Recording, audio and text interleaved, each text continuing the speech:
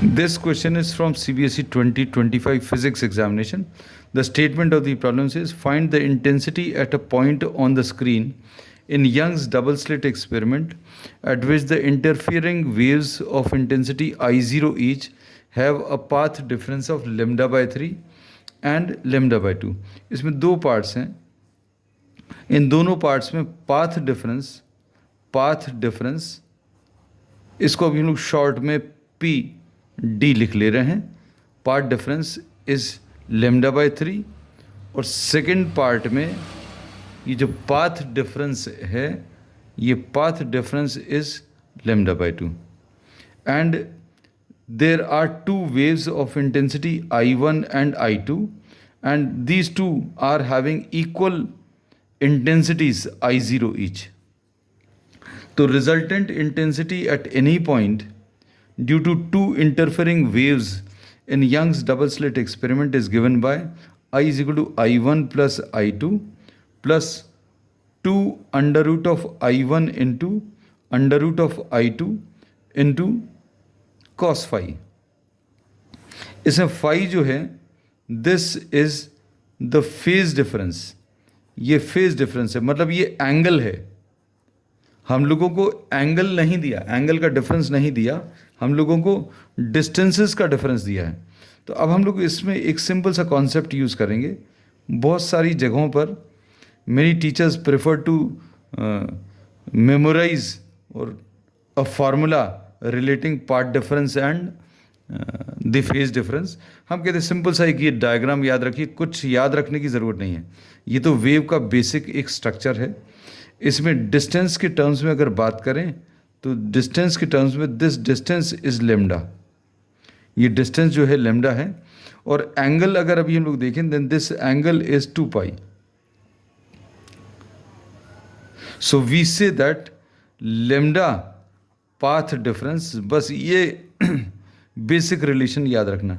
Lambda path difference is equivalent to 2 pi phase difference. 2 pi phase difference. अगर आपको lambda distances का difference दिया है then this will be equivalent to 2 pi angle का difference और phase difference. अब इसको अगर अभी हम लोग यूज़ करें तो हम लोगों को पाथ डिफरेंस फर्स्ट पार्ट में path difference is lambda by 3. तो अब हम लोग क्या करें, दोनों तरफ 3 से डिवाइड कर दो. So what we get from this relation, lambda by 3 path difference will be equivalent to 2 pi by 3 phase difference. बहुत सिंपल सा रिलेशन. ऐसा कुछ आ गया. तो अब हमें पहली वाली कंडीशन के लिए फाई मिल गया. फाई कितना है, लेमडा बाय 3 जो पाथ डिफरेंस है उसको एंगल डिफरेंस या फेज डिफरेंस में कन्वर्ट कर लिया 2 पाई बाय 3. अब रिजल्टेंट इंटेंसिटी का formula I is equal to I1 is I0 plus I2 is also I0, क्योंकि दोनों वेव्स जो इंटरफेयर कर रही हैं उनकी इंटेंसिटी सेम है. ये क्वेश्चन में दिया है 2 under root of I0 into cos of 2 pi by 3. अब 2 पाई बाई 3 को अभी हम लोग क्या लिख सकते हैं, 2 इंटू 180 अपॉन 3 यानी 60 यानी 120 degrees. So this will be I0 plus I0 is 2 I0 plus 2 under root I0 into under root I0 is 2 I0 cos 2 pi by 3 यानी कॉस 120 और कॉस 120 की वैल्यू इज -1. कॉस 120 यहाँ पर साइड में लिख दे रहे हैं. Cos 120 is equal to -1. तो ये कितना आ जाएगा, 2 I0 प्लस 2 I0 इंटू -1/2. ये कैंसिल होगा. कितना आ जाएगा, 2 I0 minus I0. So we say that the resultant intensity will be equal to I0. So in the first case, the resultant intensity will be equal to intensity of one wave. ठीक. Now the second part में the path difference is lambda by 2. अब हम लोगों को जो relation मालूम है, lambda path difference, this is equivalent to 2 pi phase difference.